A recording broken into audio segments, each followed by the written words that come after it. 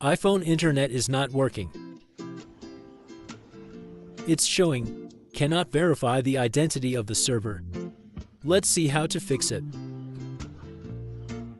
The first method. Go to the settings.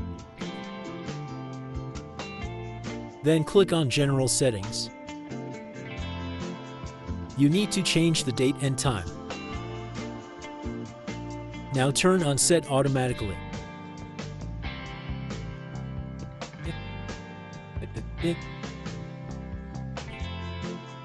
Second method. Go to the settings. Then click on General Settings.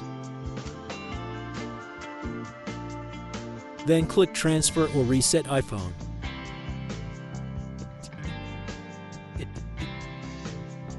Reset all settings.